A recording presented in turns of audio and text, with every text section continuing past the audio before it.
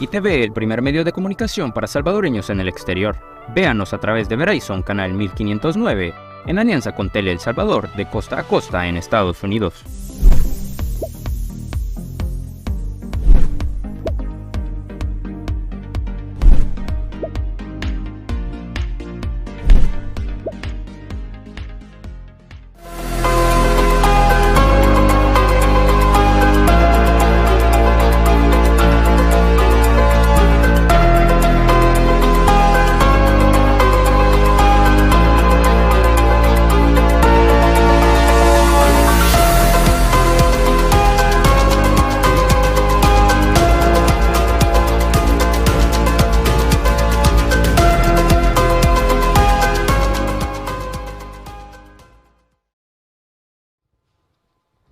Un gusto saludarles, gracias por estar en sintonía de ITV, el primer medio de comunicación para salvadoreños en el exterior.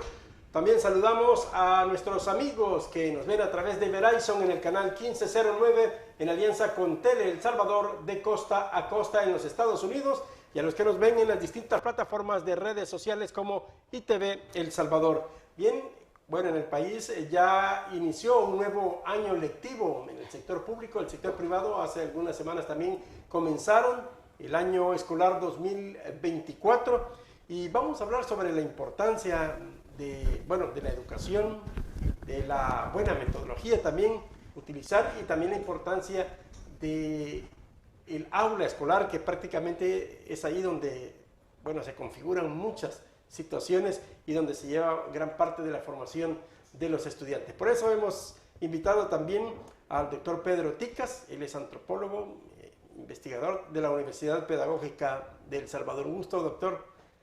Buenos días, Lee. Muy amable por la invitación. Bueno, vamos a hablar, como decíamos, sobre esta importancia de la formación desde las aulas de clases. Para comenzar, ¿qué es o qué debería ser un aula de clases? Que son como, digamos, las pequeñas células dentro del cuerpo escolar en una comunidad. ¿Qué es o qué deberían de ser?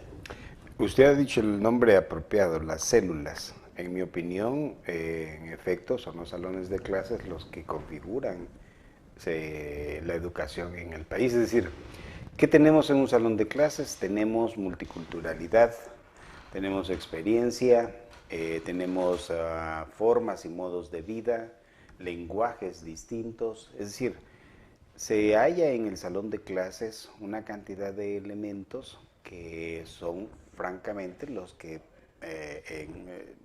se viven en el centro escolar. Creo que el salón de clases como unidad, yo he propuesto un método que he llamado el método de la observancia epistémica, de un texto publicado por la Universidad Pedagógica, en la que propongo distintas formas de comprender el salón de clases y pongo precisamente como punto de llegada y punto de salida el salón de clases, ¿verdad? Creo que ahí se configuran todas las formas de organización de los centros escolares. Es decir, encontramos en los salones de clases distintas manifestaciones de interés, de culturas, de formas de entender el mundo, de proyectos de vida, y son los salones de clases precisamente los que los espacios en los que se configuran. Y fíjese usted que es importante, tan importante un salón de clases, porque revela las formas de comunicación y el estado de un centro escolar. Basta con llegar a un salón para más o menos tener una idea a simple vista de cómo están relacionadas e intervinculadas las distintas culturas que hacen a los centros escolares. Ahí se configuran los intereses de los docentes, de las autoridades escolares, de los estudiantes, de los padres de familia, de la visión comunitaria, de la visión territorial en la que se halla el centro escolar. Es decir, el centro escolar no constituye como en los años 40, ¿verdad?, el cuartel en donde se enseña y se aprende. Más bien es a la inversa. El centro escolar debe romper los muros que lo bordean desde el punto de vista metafórico o real, ¿verdad? En el caso de aquellos centros que tengan estos muros, y salir a la comunidad, pero la comunidad debe entrar también a los centros escolares y es en esos salones de clases en donde se reproduce, al menos en mi opinión, estas formas de configuración tanto entre la comunidad como el centro escolar. Ahora, dentro de estas, como dice usted, digamos, 4 paredes, a veces en ese mundo de 4 paredes o sin paredes, ¿qué es lo que se vive o se debería de vivir en esa pequeña comunidad?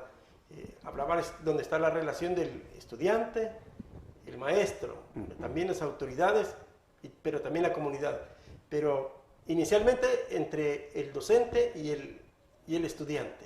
Ahí hay ¿Qué es lo que se debería de? Creo yo que debe haber en primer lugar una relación simbólica, es decir, una correlación del lenguaje que permita que haya una comunicación acertada entre el estudiante y el docente. ¿Esto qué significa? Bueno, los docentes conocen a los estudiantes, conocen a las familias de los estudiantes, conocen el territorio, es decir, son la fuente de información y de percepción de toda la vida en todas las esferas que acontecen en ese territorio.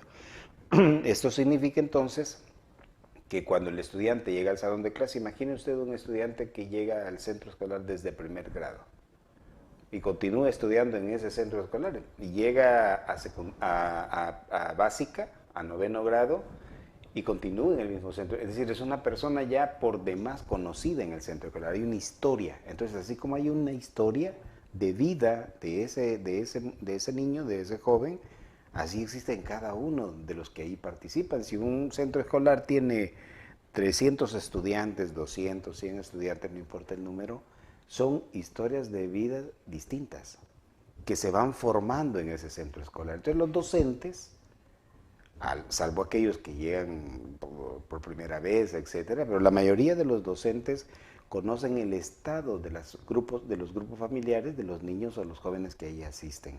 Eso significa entonces que la comunicación, esto permite que haya mejores niveles de comunicación o que debe haber mejores niveles de comunicación al interior de los centros, de los salones de clases.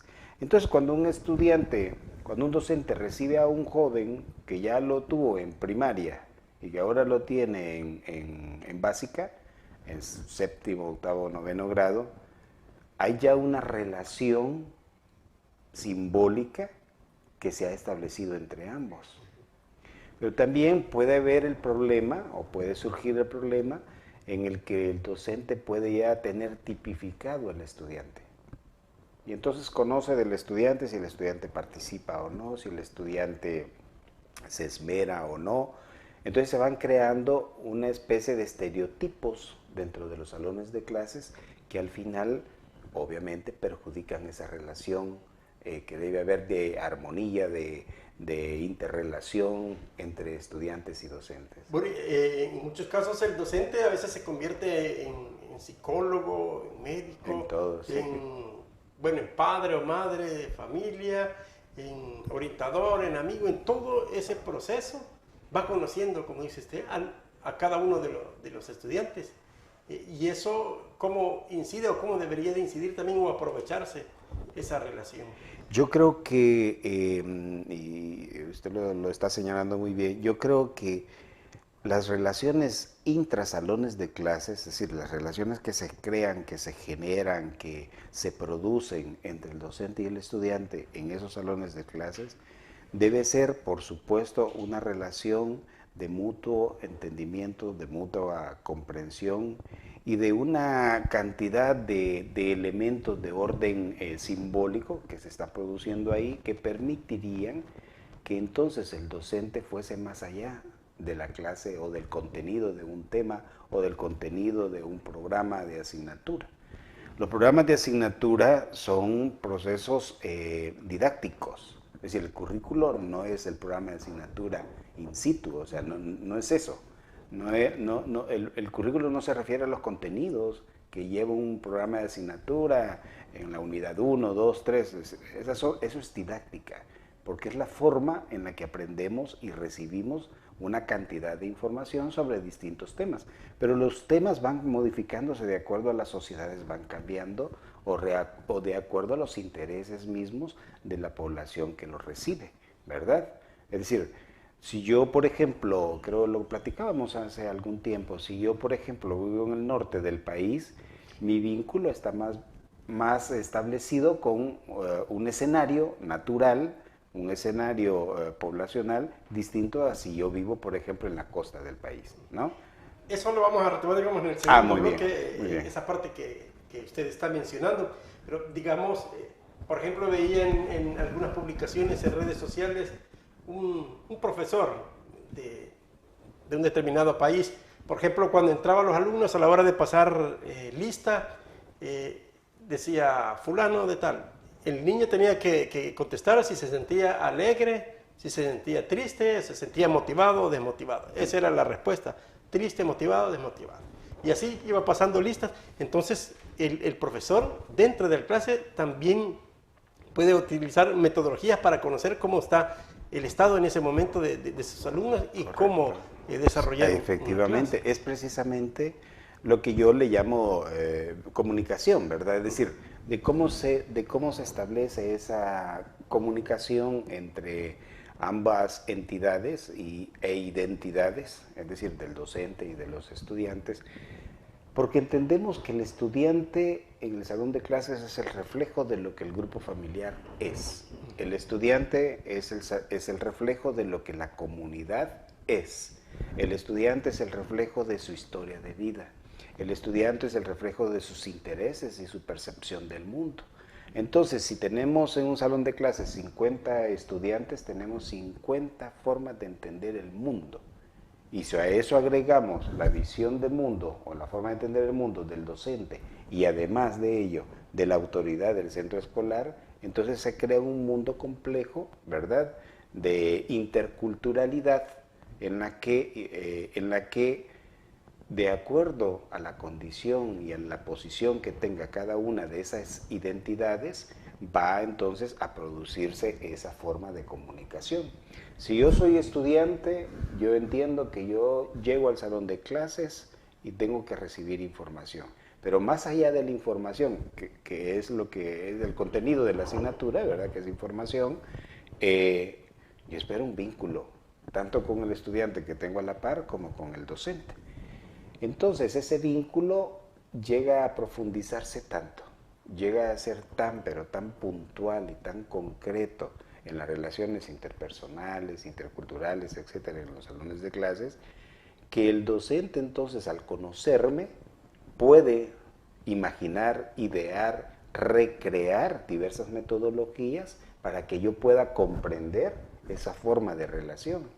Pero lo primero que yo debo percibir como estudiante, o lo primero que el estudiante percibe, al menos en mi opinión, es precisamente la comunicación, que venga del docente hacia él y lo que el docente espera que este mismo refleje hacia el docente.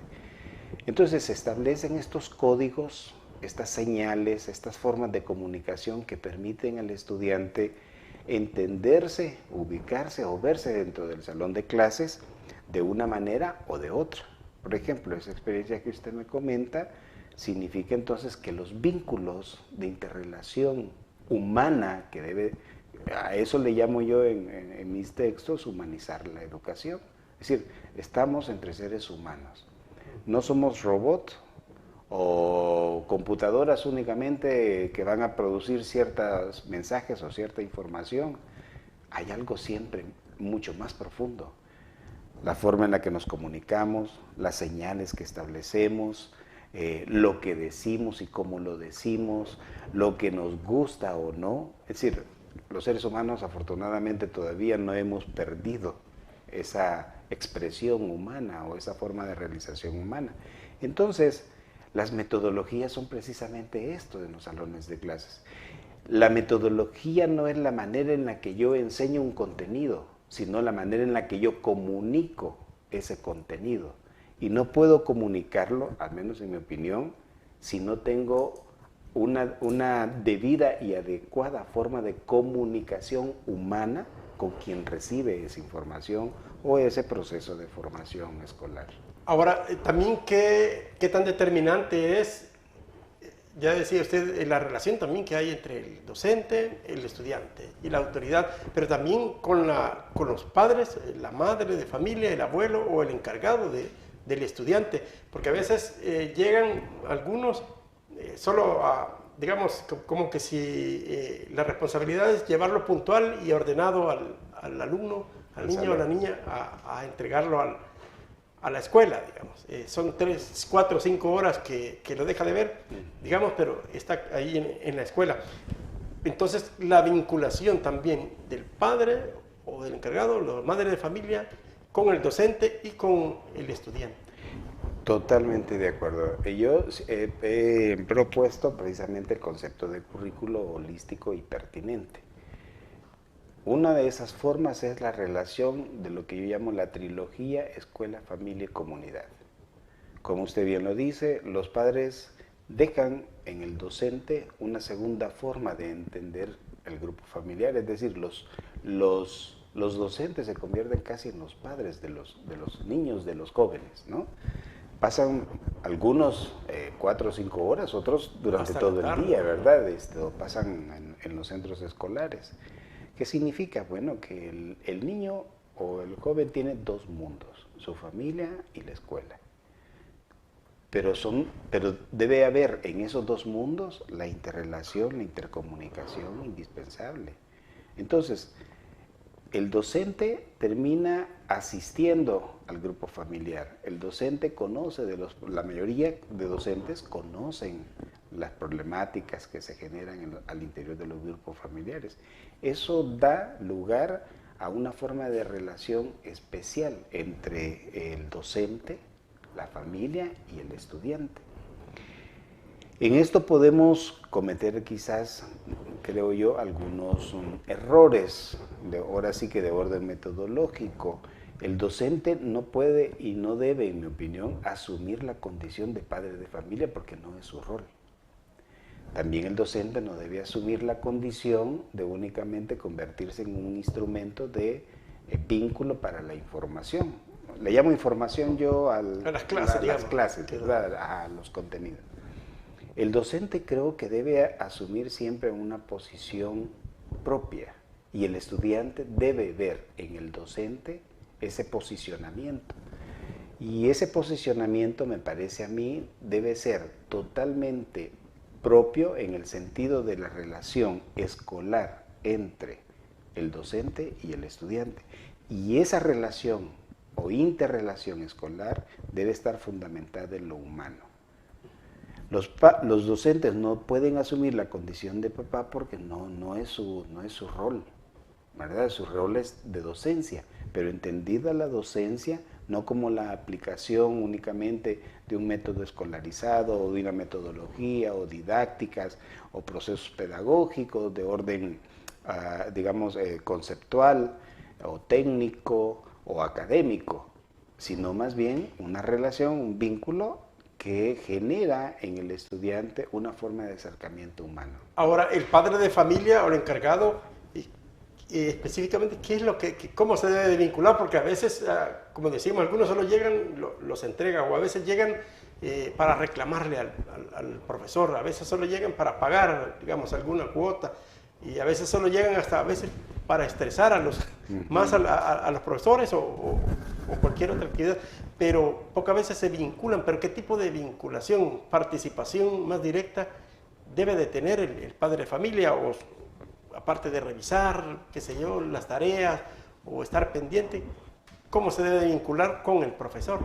Yo creo que, y es lo que he sostenido, es que yo creo que el docente, además de conocer las problemáticas que se generan en el interior de los centros escolares, yo creo que el docente debe establecer formas de comunicación, insisto en ello, con el estudiante y con el padre de familia, de tal suerte que el padre de familia comprenda, y voy nuevamente al rol de las posiciones ahí, comprenda la posición del estudiante en el centro escolar, ¿verdad?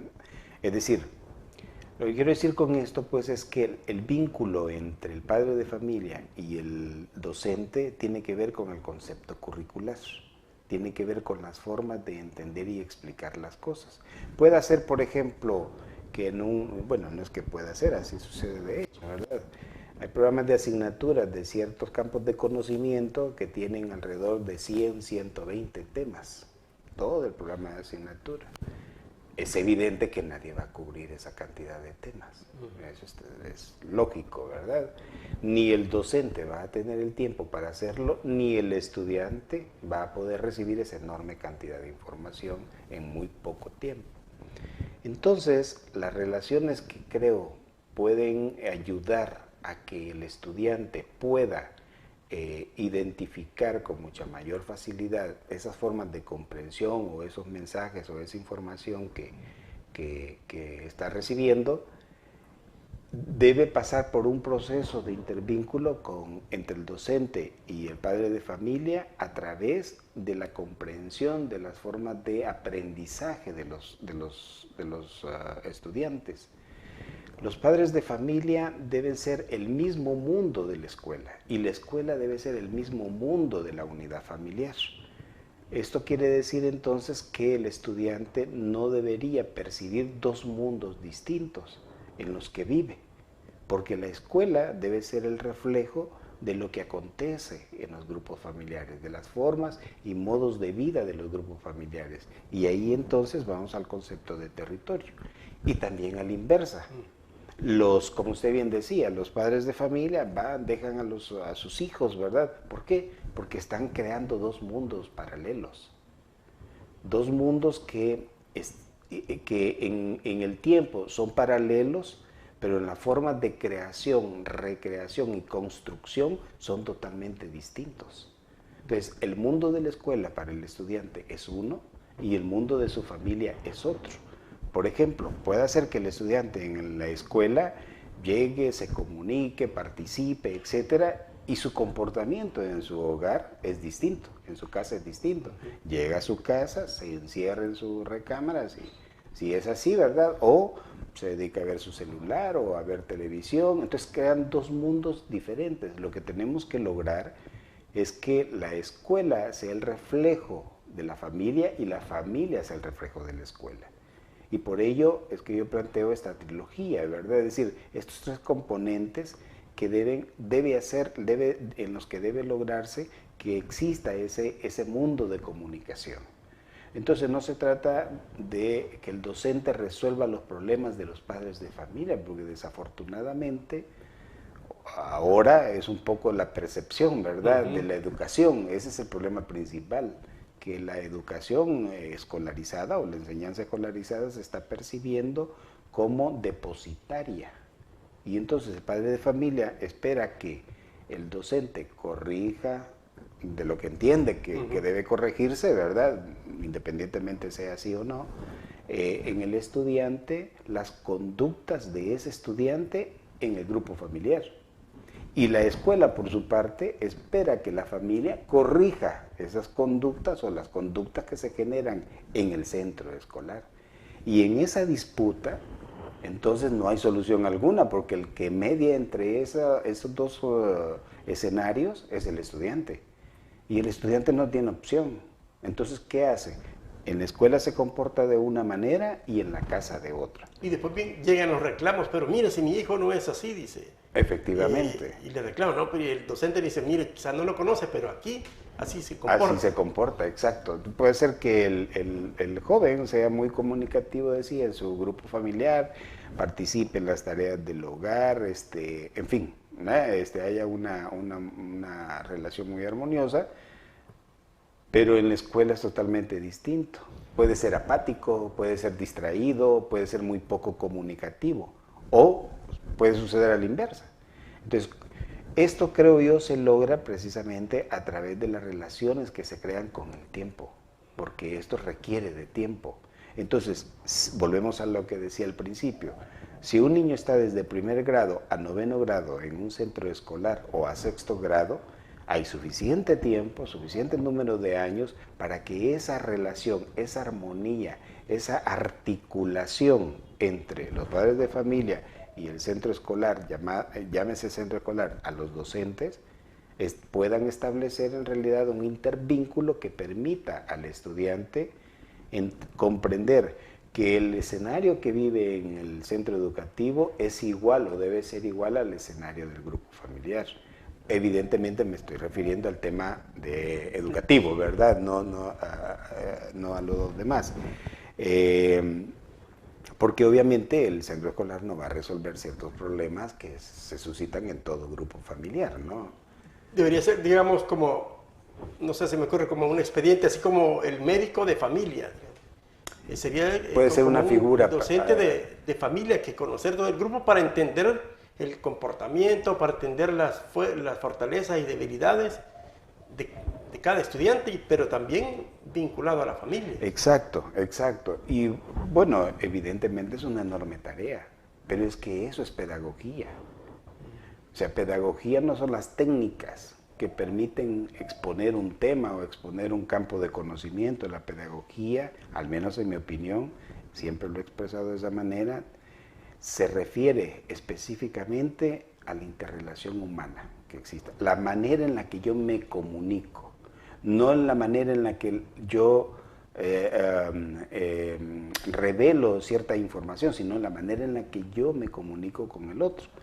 Entonces, si yo tengo un estudiante apático, por ejemplo, y lo voy conociendo, o ya lo conozco por más de 5 o 6 años, o 3 años, bueno, como docente, la tarea mía es lograr que haya una comunicación mucho más viable con este estudiante y ayudarle al estudiante a que perciba el salón de clases de otra manera. No me negará que hay una enorme cantidad de estudiantes que llegan a los salones de clases todos los años, van año con año y sigue siendo el mismo, ¿no?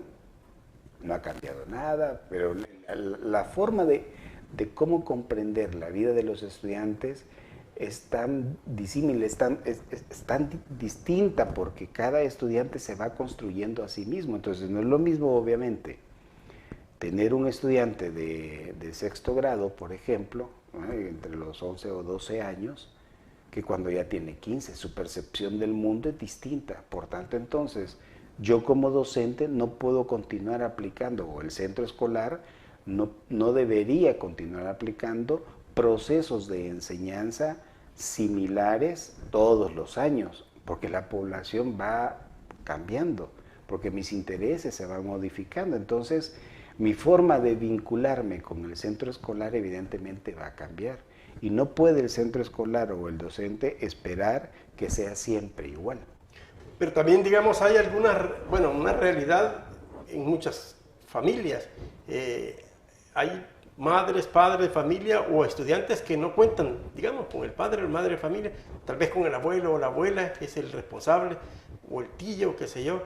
Entonces no tiene esa misma interés a veces o vinculación. Y también el nivel de estudio, de preparación de padres, de madres, de tíos o de responsables, no tiene el nivel de preparación también para poder relacionar o apoyar al estudiante.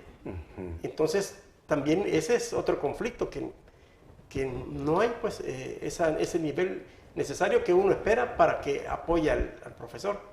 Sí, efectivamente, eso sucede porque, como decía, por ejemplo, ¿qué sucede en el caso de los procesos migratorios? Y lo traigo a cuenta porque es una realidad, ¿verdad? El grupo familiar se va modificando, se va transformando. Entonces, como usted dice, por ejemplo, pues al principio estaban los papás, pero los papás tuvieron que emigrar y ahora quedan nada más los hijos con sus abuelos. Y los abuelos tienen una percepción del mundo de acuerdo a su época. Es que en realidad nos referimos a percepciones y cosmovisiones, es decir, a esa forma de entender el mundo en el que yo vivo y el que yo quiero. Y cuando yo construyo estos mundos, lo hago de todas las formas posibles. Entonces puede hacer que mis intereses obviamente van cambiando porque voy creciendo, porque voy teniendo más edad, tengo una perspectiva distinta de vida que ya no responde a las formas o a las percepciones o modos de vida que mis abuelos han tenido. Entonces ahí se crean otras identidades, surgen otras identidades que no necesariamente permiten que el centro escolar logre lo que quiere lograr y que el grupo familiar logre lo que quiere lograr. Se rompe. Hay una ruptura que de pronto no permite, por aspectos propios de la percepción del mundo, que haya una debida comunicación. Porque un abuelo a lo mejor lo que espera es que ese nieto, o sabe que ese nieto en algún momento se irá de su hogar. Entonces los intereses cambian. Y puede ser entonces que no es por asunto de edad, ¿verdad? Y no es por un asunto generacional, porque siempre he sostenido que lo generacional no está determinado por la edad. Eso creo yo que es excluyente y hasta cierto modo creo que es de orden racista, ¿verdad? Discriminativo. O sea, porque no es un asunto de edad, lo generacional es un asunto de sociedad. Es el tipo de sociedad que se tiene lo que determina la generación que tiene. Si una sociedad se configura de manera articulada, intervinculada, entonces tendrá una generación o tendrá generaciones que van a responder a esto. Pero una sociedad que se va construyendo o configurando en pequeños feudos, por poner un ejemplo o una metáfora, pues ese tipo de generación tendrá. Más aún con el tema tecnológico, ¿verdad? Que hoy que los adultos ya no puede haber un adulto que domine muy bien el tema tecnológico y que un joven no lo haga, o viceversa. Entonces, no es un asunto de edad, es un asunto generacional determinado por la sociedad, por esos mundos que crea en la sociedad, porque puede haber escenarios en las sociedades, en los países que no se han modificado sustancialmente. Y usted véalo aquí mismo. Yo siempre pongo de ejemplo esto, ¿no? Uno sale de Apopa, digamos, va para Chalatenango, sale de Apopa y es el mismo escenario de todos los años, de todo el tiempo. Quizás haya una especie como de pequeños cambios, ¿verdad? Una construcción aquí, una construcción allá, pero el escenario es el mismo, en realidad, de hace 40, 50, 60 años. Entonces, ¿cómo va a cambiar una generación si tiene el mismo escenario social? ¿Verdad? La misma forma configurativa de la sociedad. Si el comportamiento o la forma de organización de la educación sigue siendo la misma, evidentemente tendremos esa misma generación.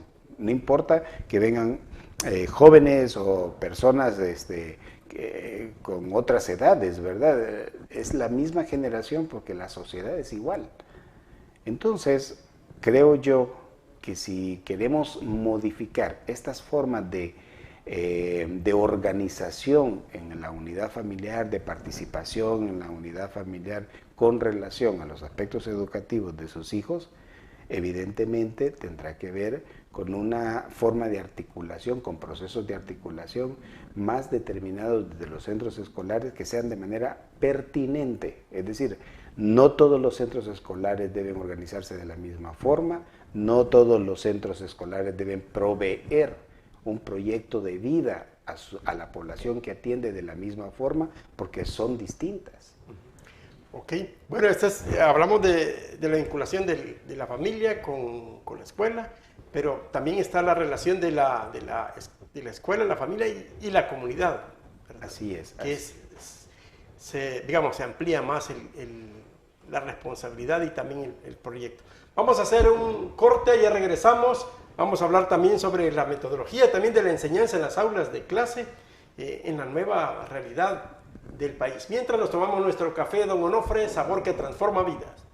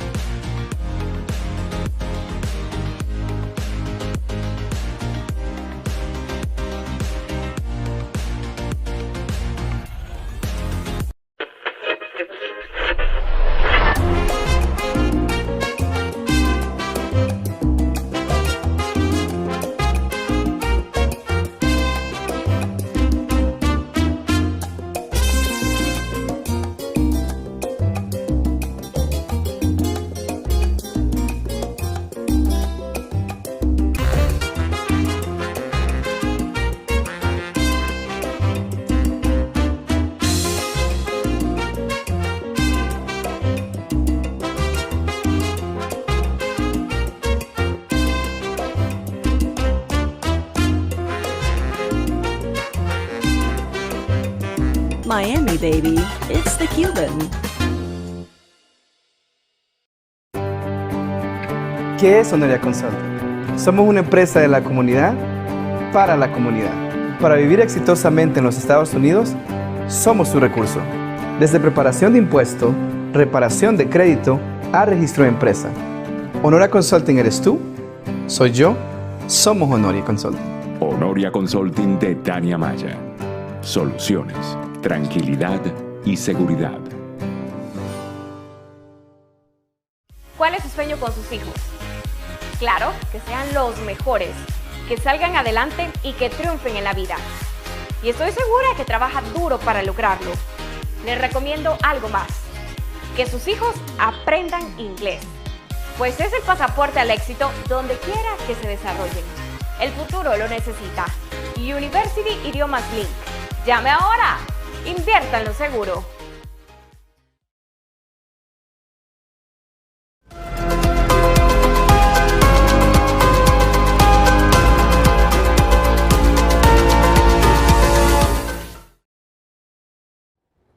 Continuamos en ITV El Salvador, el primer medio de comunicación para salvadoreños en el exterior. Bien, doctor, bueno, hablábamos sobre la vinculación de la familia y también la importancia de ese mundo que se da en las aulas, entre la relación entre el profesor, el estudiante, también las autoridades y lo que debería ser con la familia, los padres de familia y la comunidad.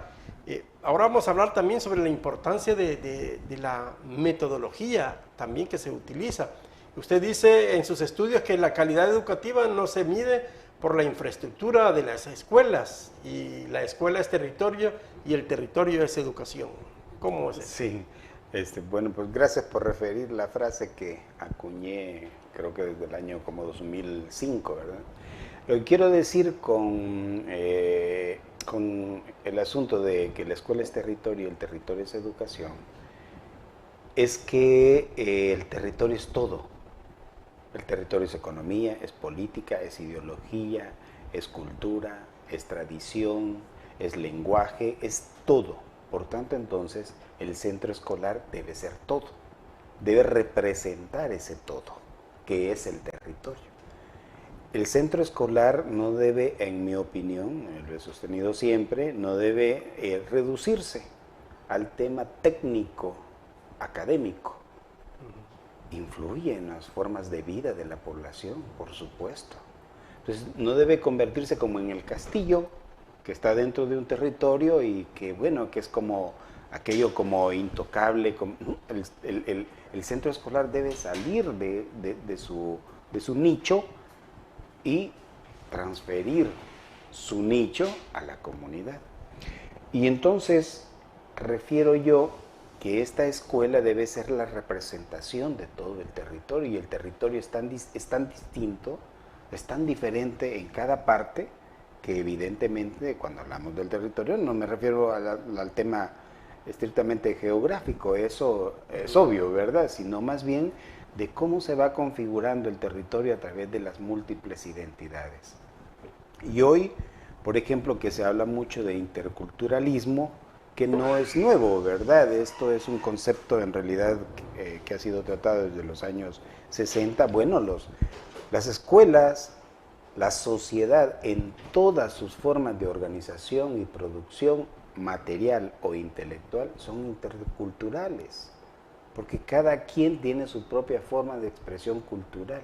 Y allí en el centro escolar, bueno, se concentra, por decir algo, viene un estudiante de una colonia, otro estudiante de otra colonia, Así otro de es. otro barrio.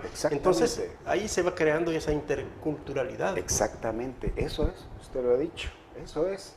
Es decir, no tenemos que buscarle mucho al concepto, ¿verdad? El problema es que querramos, que es lo que es mi opinión, pues es que querramos ver la interculturalidad como una expresión homogénea. Y entonces reducimos el concepto de lo diverso a la unicidad, es decir, a lo homogéneo. Y creo yo que ahí podemos correr ciertos riesgos. Es decir, Si la comunidad es una forma de entenderse, tiene una forma de entenderse a sí misma, el centro escolar debe recoger esa forma de entenderse que tiene cada comunidad. Y usted podrá decir, o alguien podrá decir, bueno, sí, pero eso es sumamente complejo. Sí, pero los centros escolares llegan para quedarse. Ahí han estudiado una enorme cantidad de personas y seguirán estudiando, y el centro escolar seguirá ahí. Y cómo el centro escolar entonces, para mí, no define la infraestructura del centro escolar, no define la calidad en educación, es porque yo veo en la educación ese mundo complejo y diverso, porque veo la multiplicidad de formas de entender y de producir la enseñanza escolarizada y no escolarizada, porque la educación no está reducido, eso es un reduccionismo clásico, ¿verdad?, del positivismo, de la corriente positivista. No tiene que reducirse únicamente al tema escolarizado. Ese es un elemento de la educación. La educación es el todo, es la manera en la que yo me vinculo con lo otro, es decir, el yo con lo otro, si lo queremos exponer desde el punto de vista filosófico. Entonces, la infraestructura, por supuesto que puede ser muy buena, que es importante que haya los recursos, ¿verdad?, de infraestructura en los centros escolares, pero no determina el aprendizaje de las personas. Bueno, de hecho, en una película protagonizada por Eugenio Derbez, que se llama Radical, allá en Tamaulipas, en una escuela. En el norte, sí. De Matamoros, decía. Bueno, ahí relata, es un hecho real también, de un profesor que sin recursos, todo adverso en una escuela, unos estudiantes que eran de los peores evaluados, corrupción sin apoyo y unas metodologías también de enseñanza ya bien desfasadas, pero él se adaptó y creó su propia metodología diferente a lo que dictaba. A lo que la población necesita. Y entonces él se adaptó y creó, y entonces sacó, con los recursos, pocos recursos que tenía, a todos los estudiantes, y de ser los peores evaluados, después resultaron ser los mejores evaluados en muchas de esas zonas, incluso unos sobresalieron a nivel nacional.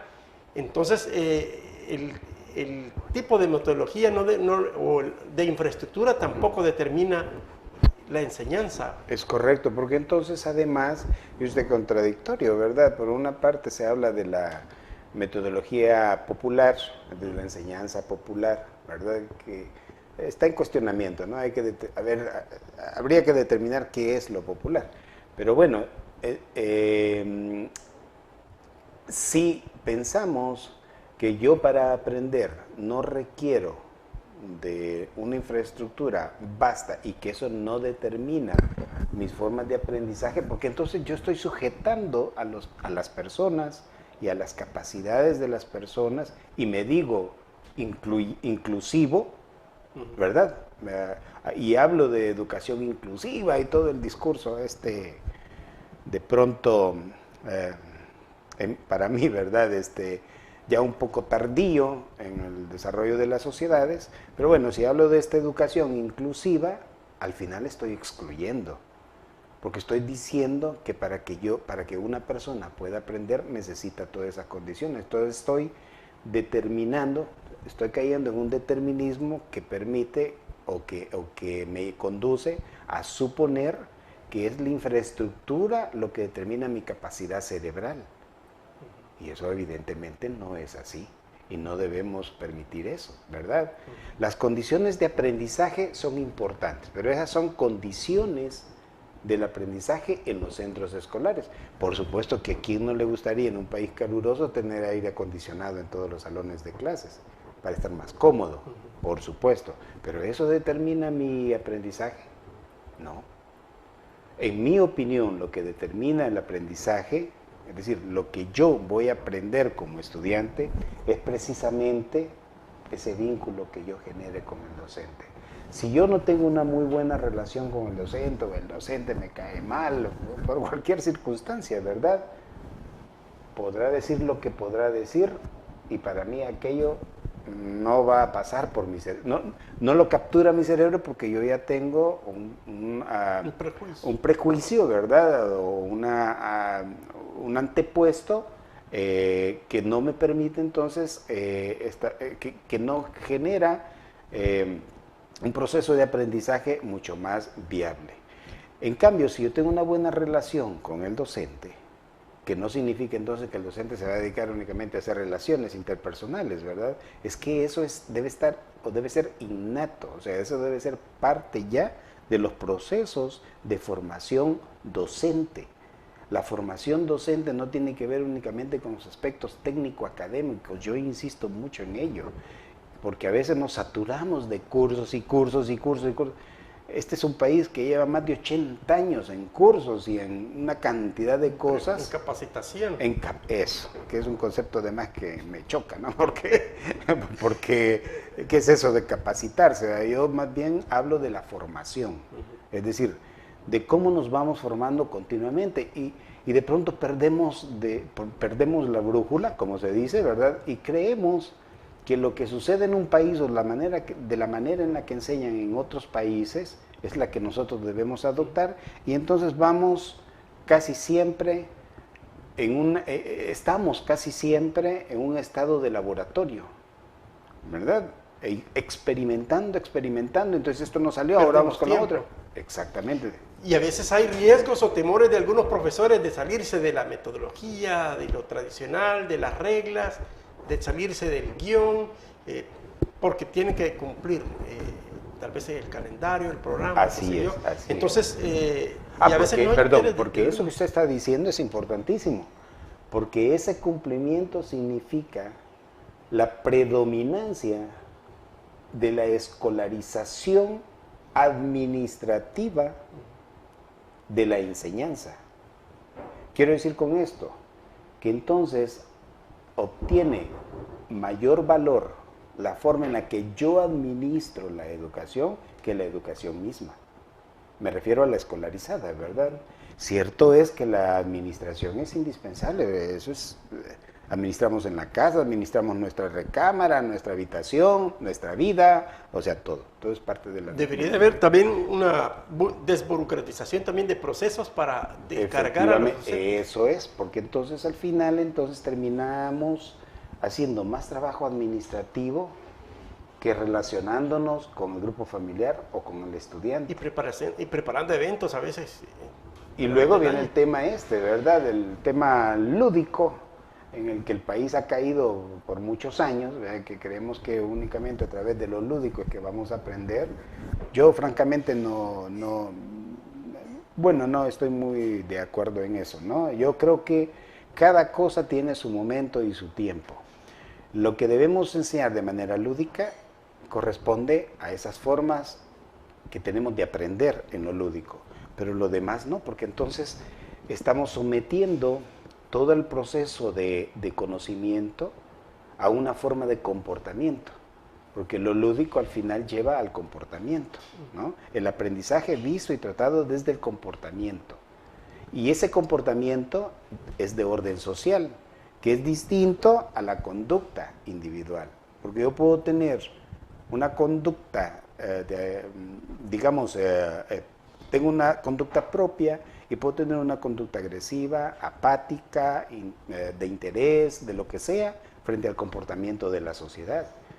Pero eso no significa entonces que las dos cosas van de la mano, son distintas. Y eso yo lo reflejo en el centro escolar, en el salón de clases.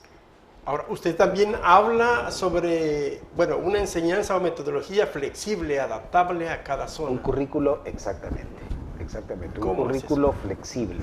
¿Qué quiere decir esto? Que entendiendo, al menos como yo lo he expuesto siempre, ¿verdad? El currículo como la totalidad. Por eso hablo del mundo holístico, del currículo holístico, pero debe ser pertinente, es decir, debe apropiarse a las condiciones de la población que lo realiza, o sea, que lo lleva a cabo. Y hablaba al principio, ¿verdad? Creo ya lo hemos platicado en otras ocasiones, que no es el mismo interés para un estudiante, para un docente o para una autoridad escolar enseñar de una forma o el contenido de esa enseñanza a través de un programa de asignatura en un territorio del norte del país que del sur o que de la costa, son distintos porque son proyectos de vida distintos. Entonces, a eso me refiero yo con la pertinencia. Entonces alguien podrá decir, bueno, pero entonces el currículo nacional, ¿en dónde queda? Bueno, es que los currículos nacionales se construyen a través de las particularidades. Casi como uniforme para todos. Eso no puede ser. Algunos básicos, como por ejemplo en la universidad, de las materias básicas. Claro, hay elementos culturales, generales, ¿verdad? Pero esos son elementos de cultura general. Ahora, lo que importa es lo específico. Incluso en los programas de asignatura se señala esto mismo, ¿no? El problema es que a la hora de llevarlo a cabo es generalizado. Entonces, desde el punto de vista filosófico, queremos sujetar la universalidad a la particularidad cuando debe ser al revés. ¿Qué quiere decir esto? Que lo propio, lo pertinente de cada territorio, de cada población, cuando hablo de territorio me refiero a la población, ¿verdad? De manera específica, que ocupa un lugar geográfico, por supuesto, pero es la población. Pero dígame usted, por ejemplo, ¿cuál es el proyecto de vida o cuál podría ser el proyecto de vida de las personas de Oriente? O las personas hoy de Cabañas, que son las que están recibiendo más remesas. Su proyecto de vida ya cambió. Es distinto al momento, al tiempo, en el año 2000, que creo, si no mal recuerdo, que quien recibía más remesas era Morazán, si no recuerdo mal. O la Unión, que andaba por el oriente. Intipucá, decía. En Intipucá, ¿verdad? Que por cierto hice un estudio en Intipucá en los años 90 y me pareció muy interesante el tema, vincular el tema migratorio con el tema de la configuración de la sociedad intipuquense. Pero bueno, el proyecto de vida de la gente de Oriente ya se modificó porque buena parte de su población ya no está en el país. Porque sus grupos familiares, casi que no hay un grupo familiar en donde no exista o un vínculo o un migrante en el oriente del país. Es decir, puede ser que yo no haya migrado nadie en mi familia, pero tengo un primo, en mi familia nuclear, pero tengo un primo o un sobrino o qué sé yo que sí migró, entonces siempre hay un vínculo. Eso es distinto. Hoy, por ejemplo, que se ha movido el tema de las remesas a Cabañas, quiere decir entonces que Cabañas tendrá ahora otra reconfiguración, que no es la misma que tenía hace algunos años cuando la Unión ocupaba el primer lugar en recepción de remesas. Y por cierto, entre paréntesis, ¿verdad? Yo creo que ya no es bueno llamarles remesas porque las remesas son monedas distintas, pero aquí ya está dolarizado el país desde el 2000, ¿no? Entonces, yo creo que son más bien depósitos, ¿verdad? Ya transferencias. No son, sí, transferencias, ¿no? Pero bueno, ese será otro asunto de plática. Pero creo yo entonces que en efecto esta forma de reorganizar los procesos metodológicos, los procesos de enseñanza tendrán que ver con esa configuración holística del currículo que ese territorio necesita. Desde luego hay elementos comunes de cultura general, como usted decía, ¿verdad? Las asignaturas que le llaman comunes, ¿verdad? El problema es que de pronto se corre el riesgo, lo voy a plantear de esa manera, ¿verdad? Se corre el riesgo de someter el conocimiento a la más básica forma de obtenerlo. ¿Qué quiero decir con esto? Bueno, que si los planes de estudio, en los planes de estudio pesa más el saber común, es decir, esta cultura general, que el saber científico, es decir, específico, entonces quiere decir que estamos nosotros mismos contradiciéndonos. ¿Ya? Si la carga en el plan de estudio está más orientada hacia el conocimiento común, hacia las áreas generales, materias, ¿verdad? O asignaturas. Nos estamos limitando. Exactamente. Entonces, cuando usted estudia cuando analiza el plan de estudios, dice, bueno, pero la carga predominante, el 80, el 70% o el 60% del plan de estudios está más orientado al tema de la cultura general. Es decir, de asignaturas generales, ¿verdad? Y muy poco porcentaje a la preparación en la que usted hipotéticamente está obteniendo las formas de vida que tendrá en el futuro, ¿no? Es decir, si yo me voy a formar como ingeniero, bueno, yo creo que hay que entrarle así de plano, desde el inicio, con la carga de asignaturas que van a formarme como ingeniero. No es que esté hablando de los ingenieros, es un ejemplo, ¿verdad?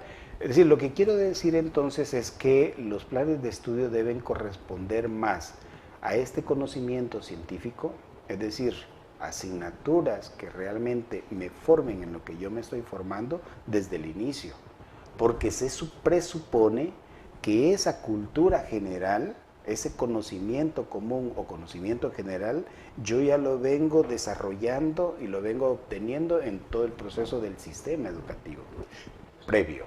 Tomando en cuenta, digamos, que el tema de la multiculturalidad, también puede ser multifuncionalidad, que en todo el país, a su juicio, podría ser como segmentar el territorio, todo el país, sí. De acuerdo a las condiciones territoriales, de acuerdo a los intereses de cada zona, como segmentar la currícula o la formación de la preparación de la zona. Porque, por ejemplo, digamos, usted dice que a todos lo vamos a unificar sobre este determinado tema, pero eso limita al país a, bueno, no tener opciones, digamos, por decir algo, si el país necesita expertos en pesca, por ejemplo, expertos en navegación, bueno, los podemos traer de Oriente, podemos traerlo de las zonas costeras. Si necesitamos expertos agrícolas, por ejemplo, bueno, a la zona norte, de ahí vamos a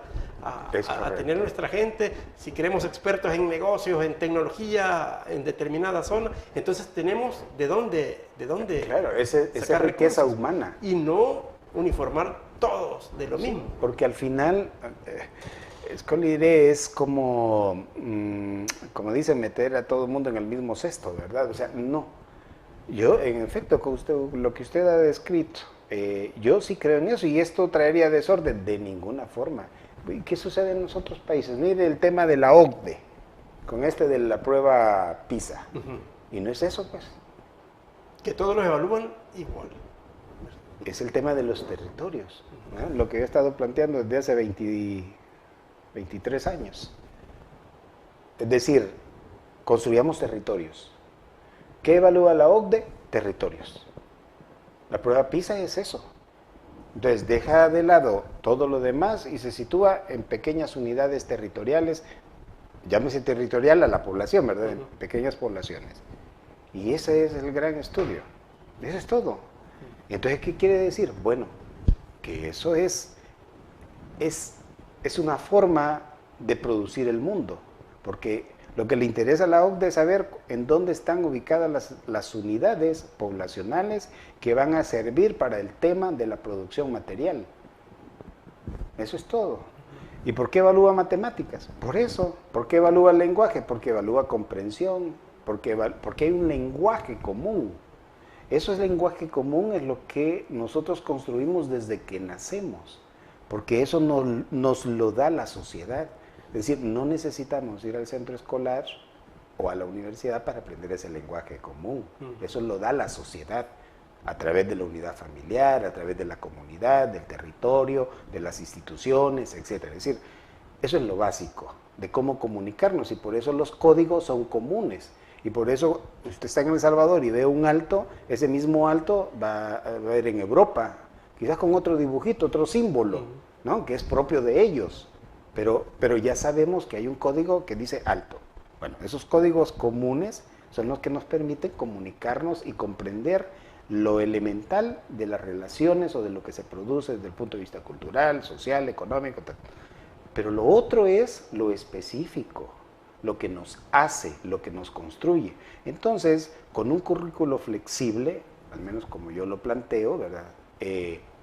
O desde mi punto de vista, lo que estamos construyendo son formas y modos productivos. Es decir, formas, me refiero a la producción material, y modos son estilos de vida. Vamos a hablar en el siguiente bloque sobre el currículo flexible, ¿le parece? Que está importante también y a veces es lo que, bueno, hace falta y muchas personas demandan. A veces dicen, ¿por qué no está este tema? No lo enseñan en la escuela de este niño. Por ejemplo, la educación vial, digamos, o la educación, la economía, ¿cómo se llama?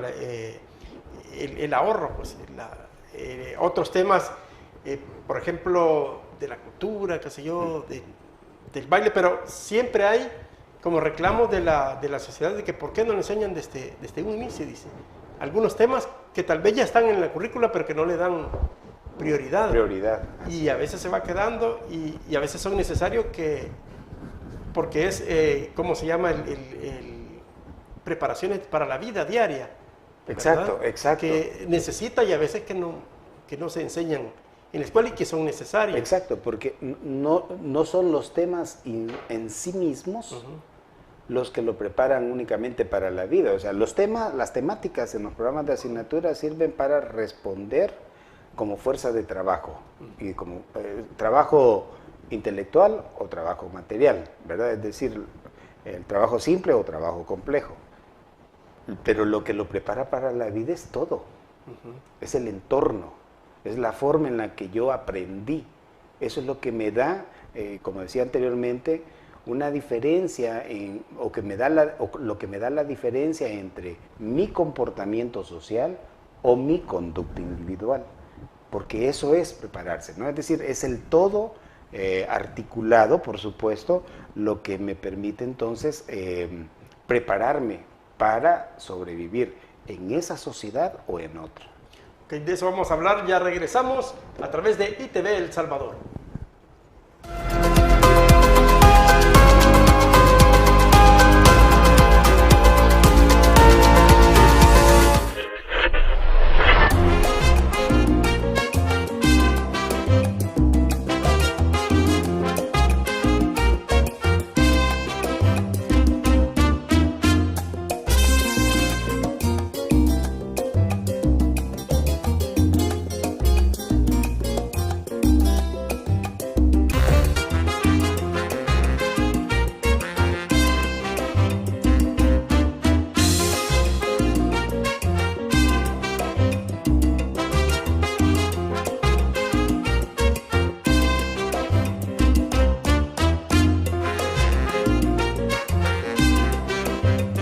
Miami, baby. It's the Cuban.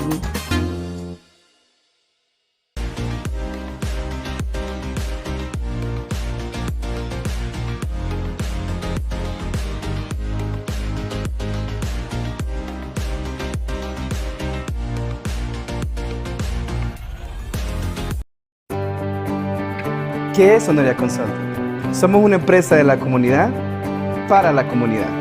Para vivir exitosamente en los Estados Unidos, somos su recurso. Desde preparación de impuesto, reparación de crédito, a registro de empresa. ¿Honoria Consulting eres tú? ¿Soy yo? Somos Honoria Consulting. Honoria Consulting de Tania Maya.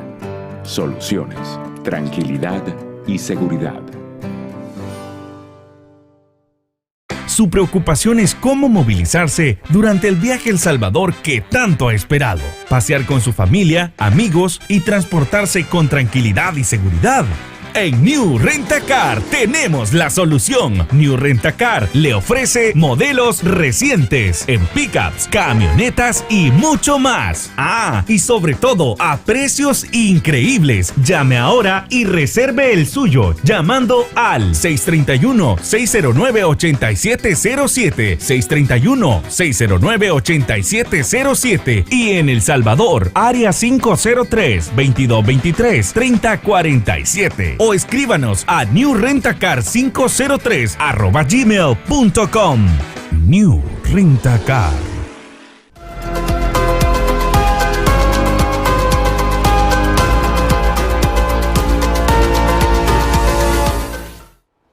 Gracias por estar en sintonía de ITV, el primer medio de comunicación para salvadoreños en el mundo. Doctor, ya en este último bloque, aprovechar cómo se configuraría, digamos, una currícula integral, digamos, conectada con la realidad y también la realidad local y la realidad nacional. Yo creo que a partir de esta trilogía que yo he planteado, es decir, una parte del currículo lo pone desde luego el interés de la enseñanza o del sistema nacional, ¿verdad? Es decir, gubernamental, porque los gobiernos eso tienen que hacer, ¿no? Para eso son gobiernos. Deben entonces procurar lo que les compete. La otra parte del currículo lo debe poner la familia y la otra parte lo debe poner la comunidad. Entonces la pregunta es, ¿y no es lo mismo familia que comunidad? No, no es lo mismo. Por ejemplo, ¿qué debe de enseñar la familia? ¿Qué debe de enseñar la comunidad? Por ejemplo, la familia son proyectos de vida. La comunidad son comportamientos sociales. Y el Estado tiene que enseñar sobre la conducta. Mire, recibimos, cuando nos estamos formando, cuando estamos en el centro escolar, un concepto que le llaman, ¿verdad?, educación cívica o civismo. Ajá, pero ¿qué es el civismo? El civismo, en síntesis, al menos en mi opinión, es responsabilidad social. Eso es ser civista. Es decir, si yo en realidad me identifico con el país en donde vivo, mi responsabilidad social, entendiendo lo social desde distintos puntos de vista, en distintas formas, etcétera, será mayor y será mucho más específica y concreta en el desarrollo de la sociedad, en tanto yo me identifico con esa sociedad. Entonces el civismo no lo necesito como tal. Lo que yo necesito es que el comportamiento social me facilite y me induzca precisamente a ese nivel de compromiso y responsabilidad con la sociedad en donde vivo. Ahora, ¿cómo los maestros también pueden dejar tareas que también contribuyen a eso? Bastante provechosas, educativas y entretenidas a los alumnos. Por ejemplo, se dan casos, que hay personas que ni siquiera un destornillador pueden utilizar. ¿Cómo dejar, por decir algo, una tarea de cómo armar o reparar una puerta y después traer un informe de cómo funciona? Fíjese, usted ha puesto un ejemplo pedagógico, en mi opinión, ¿verdad? Es un muy buen ejemplo pedagógico. ¿Qué significa esto? Bueno, que si yo aprendo a manejar un desarmador, un martillo, una herramienta, poner un clavo, ¿verdad? Como dicen, ¿verdad? Así de básico el asunto. Si yo aprendo a poner un clavo, estoy aprendiendo también una forma de comportamiento y conducta que me va a facilitar la comprensión y la relación con lo otro. Parecería que no tiene ningún vínculo, pero claro que lo tiene. Porque eso desarrolla mis habilidades, porque eso desarrolla mi concepto de mundo y de espacio, porque yo veo el clavo y donde lo voy a poner, imagino la totalidad y lo pongo de acuerdo a la totalidad, no a la especificidad. Entonces estoy viendo el mundo más complejo, si lo queremos poner desde el punto de vista filosófico, ¿verdad? Pero así es. Yo pongo un cuadro, si yo sé dónde poner un cuadro, es porque estoy viendo el todo.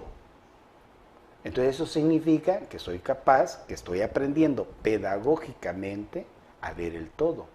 Pero si después lo que yo recibo es un proceso de formación que a lo que me induce, es decir, de manera inductiva, y yo recibo un aprendizaje inductivo, entonces todo lo que he aprendido de la concepción del mundo en la totalidad lo pierdo.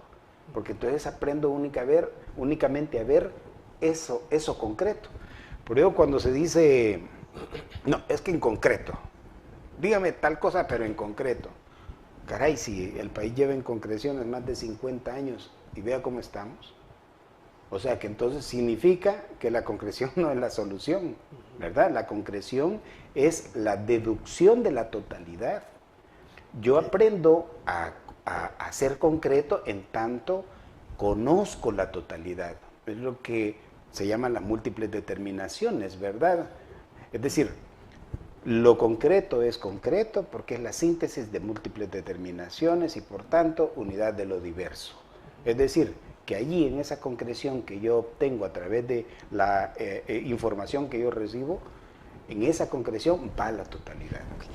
También, no sé, se debería también de utilizar como un aprendizaje utilitario para la vida de parte del profesor, Claro, con el así alumno. es.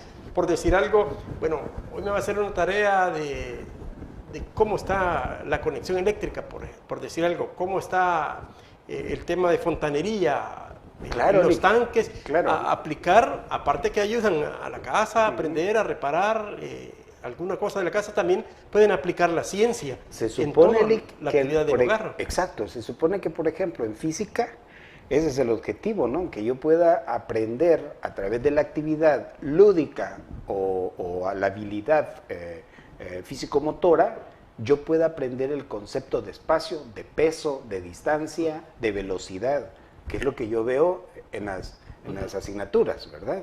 Bueno, pero si no hay un vínculo con la realidad que yo tengo, es muy difícil entonces que yo lo aprenda. Entonces, no, al final, entonces, eso que me han enseñado sobre espacio, velocidad, peso, distancia, etcétera, etcétera, no me sirve en la vida práctica porque no me lo han vinculado. Y entonces yo no sé cómo utilizarlo. Y por eso se preguntan a veces muchos estudiantes, bueno, ¿y esto para qué me va a servir? Efectivamente. Un montón de fórmulas. Efectivamente, porque no se produce un vínculo con la realidad. Por ello es que yo insisto mucho en el tema curricular a partir de esa totalidad, o sea, el currículo holístico, que me vincule a mí como estudiante desde los primeros años. Si yo me entretengo haciendo mezcla de colores, tengo que aprender, aunque yo sea un niño, ¿verdad? Aunque esté muy pequeño, tengo que aprender entonces cómo se articulan los colores y cómo se producen esos colores. Eso me da a mí la idea entonces de lo que surge de diferencia entre esas mezclas de colores. Entonces eso me permite imaginar, idear o recrear los mismos espacios en los que yo, con los mismos espacios con los que yo convivo diariamente. Bueno, ok, doctor, ya llegamos al final de la entrevista. En este tema de educación hay bastante que hablar. Bueno, será en otra oportunidad que sigamos abordando este tema. Muchas gracias por la invitación y en efecto, será muchísimo.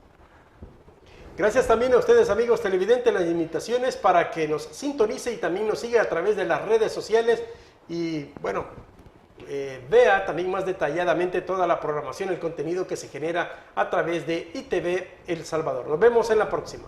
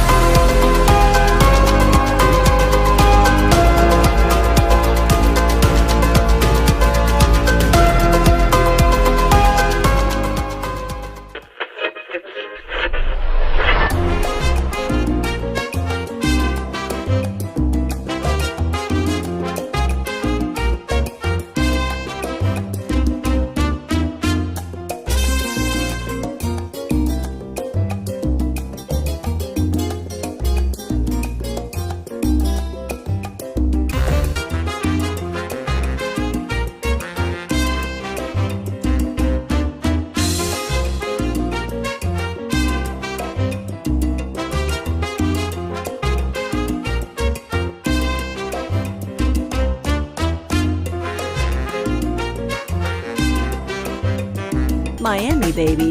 It's the Cuban.